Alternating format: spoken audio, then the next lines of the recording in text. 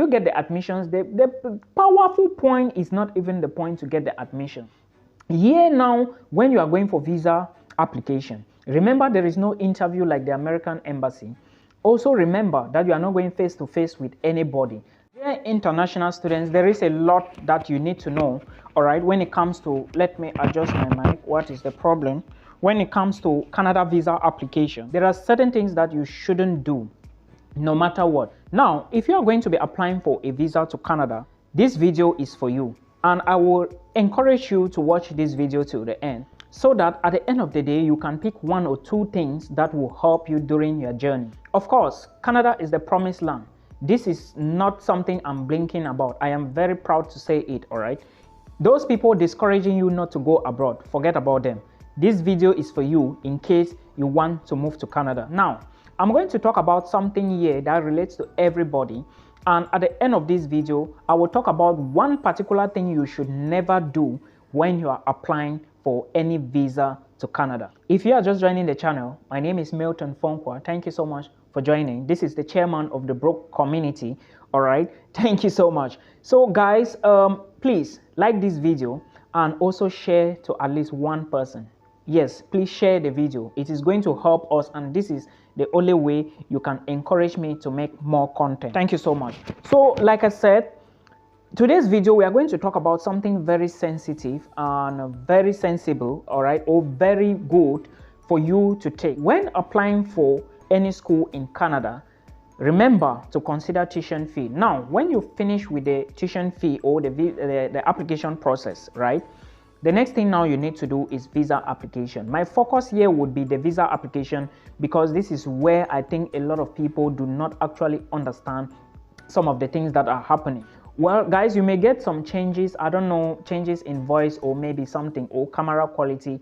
I lost my device, my filming device, and I just got a new one. I'm still trying to adapt. So when you are applying for a program or a college in Canada, please put this into consideration. It is very, very important.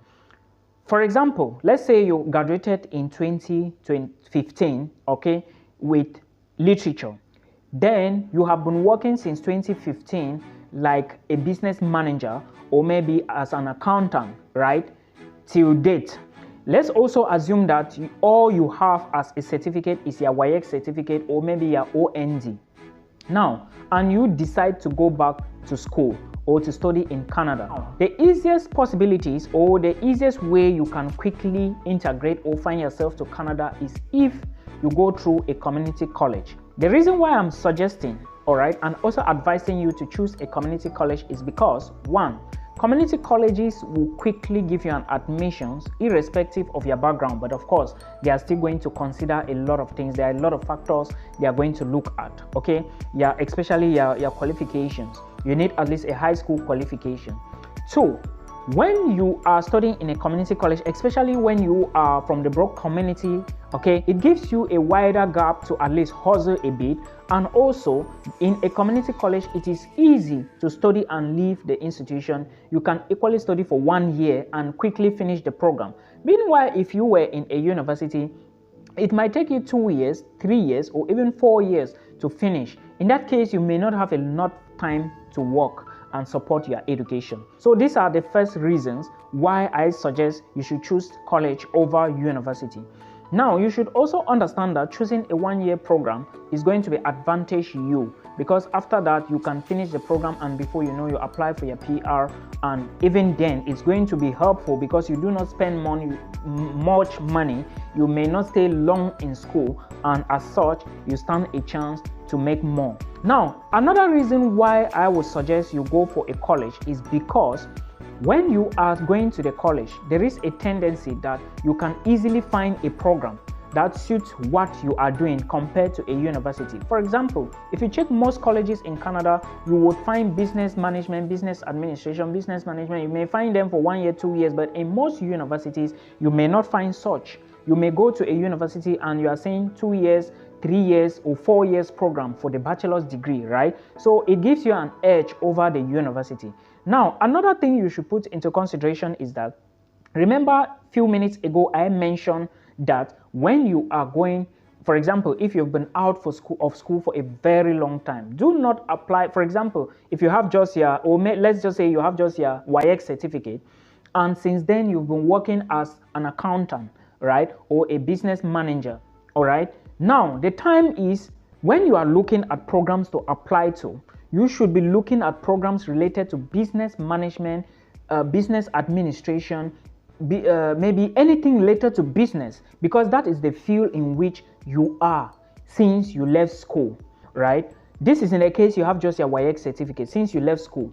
Now, when you apply for the program, all right, there is a section where you are going to attach your certificate.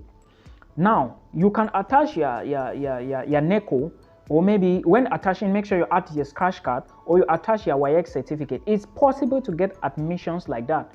Yes, it's very possible. I'm telling you, it's possible. So when you attach that, you attach your scratch card, you upload the documents and follow what the admissions team is saying. It is very, very important, all right, for you to succeed by getting the admissions. Now, when you get the admissions, the powerful point is not even the point to get the admission. Here now, when you are going for visa application, remember there is no interview like the American embassy. Also remember that you are not going face to face with anybody. Someone was telling me that someone was equally telling her that she will go for an interview for Canada.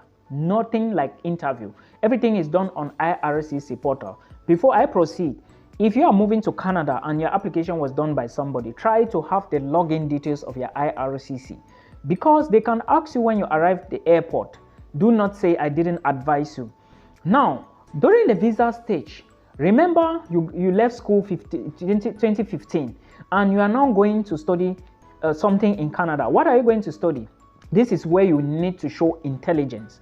You have to explain to the visa officer why you choose that particular program, that business administration, that business accounting, all right, that business management, that accountancy. Because of what? You have been working in an accounting firm. You have been a business manager before. You have been doing marketing. Everything centered around that area is what you should apply for. So that now you should be telling the visa officer that I choose this particular program because I have been working in this field for a very long time. You state the duration. And because of this, I want to gain more knowledge in this, because when I finish from here, I have to return back to my company to assume the post of this, a bigger post. Remember, it must be a bigger post. Or when I return to Nigeria after the program, after the completion of the program, or after the program ends, I'm going to start again, or I'm going to go back to my company, and as such my salary may be able to increase. Remember, I'm talking about two things: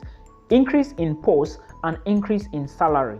Now, when you finish writing that, remember you also need to get a letter from maybe your supervisor, your manager, human resource department, or whosoever, to explain that you are on study leave, and when you come back to the company, you would work with them. They have given you a letter to explain this, and you have equally mentioned that in your letter of explanation. In this case, you are correlating. But if you fail to explain this, you might get a rejection saying that there is inconsistency in your application. Do not mix the things up. It is very, very important. And why I'm not supporting the fact that you should apply to a different program that doesn't relate to what you are working on, or where you work, or the things you have been doing since you left school, is because the visa officer will say there is no correlation between what you have been doing and what you want to go and study. Another reason why you should choose what I just told you a few minutes ago is because you are now going, remember, when you are going to study in a foreign country, there should be something that when you finish the program, you can come back to your country and change that thing. Now, you are going there to study maybe business management, maybe business administration. What are you going to tell the visa officer when you return back to Nigeria you are going to do? If you are a business person, or if you are into business, you may tell the visa officer that when you return back to Nigeria, you want to expand your business. If you are into business, you want to open more shops in your community because you notice that your community has a problem when it comes to shopping or stuff like that. You know how you are going to twist it. Or maybe when you come back to your community, you are going to build a school because you realize that the junior ones or your junior ones in your village, they do not have they have poor education, and maybe the government is doing their best, but it is not enough. And you, as part of the government or part of the community, you want to help by building a school that will encourage these people to go to school and learn and equally gain knowledge, because education is the key to success. Yes, that is what we say. You find ways to twist your explanation, you understand? Find way to twist it so that it suits what you are actually saying, because if you do not prove that you are going to solve a problem when you return back to Nigeria, to Cameroon, or to your home country, you will not get the visa. You need to explain one problem that your community or your country is facing, that when you return from studying that program, it's going to help you. Now remember, I said open a school or build a school for your community or for the young children or the young generation in your village or in your country. Now, this is related to curriculum, not more business administration. You should always try to coin it to resemble what you are actually applying for. I hope you understand. Applying and you have been out of school for a very long time, let's say 20 years, 30 years, and you are 45 years or maybe even 50 years. Everybody can study in Canada. The visa officer is not interested in your age. The visa officer is interested in what you can do after that, why you want to study the program, and what is your motivation. These are the things they are interested in. Canada, they do not look at age. Now, what I wanted to talk to you guys at the end of this video is something I saw on my comment section of YouTube, and I want to share with you here because it looks like a lot of people still don't understand. This is the comment, and I will read it out to you so we can both talk about it. This follower wrote, "Can I please state in my statement of purpose that I will get a 20 hours job a week to work to support myself in education?" Now, this is something which is very crucial. Remember, you are going to this country. The first thing you need to be telling the visa officer is that you have enough money to take care of your academics. They do not want cases where you would have to tell them that or give them a reason to believe that you are going to be working to take care of your tuition, your accommodation, your feeding. No, they don't want that.